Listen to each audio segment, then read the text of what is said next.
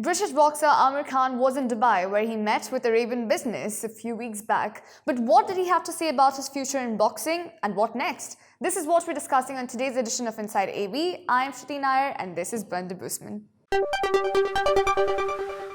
Right, so Bernie, you met up with Amir Khan. You had a long conversation with him. So let's start with boxing. What did he have to say about that?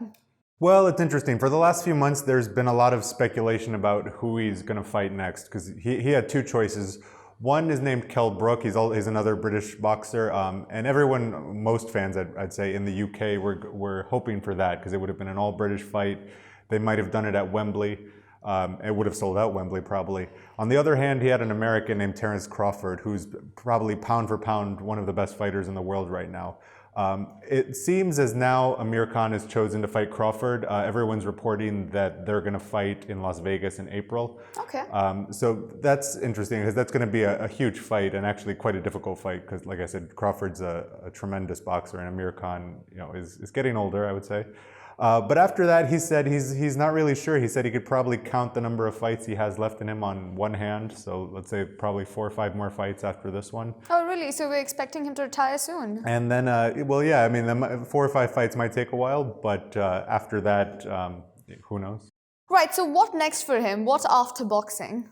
Well, it's interesting. When I met up he was actually in Dubai for an event with something called Berkeley Assets, which is a private equity firm. They have offices here and in London. He's been named as brand ambassador. Interestingly enough, he was also had a multi-fight deal with a company called Cryptech, which is a blockchain company.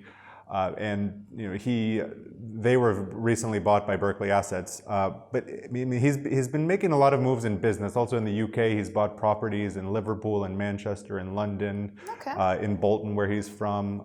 He's got a lot of different things going for him. So I asked him, is this about what happens after? And he said, yeah, this can't go on forever. There'll be some new young champ coming up. So I have to keep my feet grounded and see what happens after this. But that's pretty much with all sportsmen. There is always an But like he said, what he mentioned was that, a lot of sportsmen, particularly boxers, this seems to be a problem, tend to blow their money quite irresponsibly. He gave the example of Mike Tyson, who's, been essentially broke at certain points after making millions and millions of dollars. So he said, that's definitely what I don't want to happen in the future. But again, Mike Tyson was also here in the Arabian Business offices, and I think Tamim spoke to him. That was an interesting conversation. You can actually go have a look at it in our YouTube channel. But again, so you spoke about real estate. That is something that he is interested in, obviously. But apart from that, are there any philanthropic activities that he would be interested in? Yes, actually. He's got something called the Amir Khan Foundation, and it's actually quite remarkable. They do a lot of different things. They work with homeless people and orphans, for example, in the UK. They've done, for example, buying wells to get people fresh drinking water in places like Myanmar and Pakistan, where his family's originally from. Right. So he's very active in this space, and he was actually quite critical of athletes and celebrities.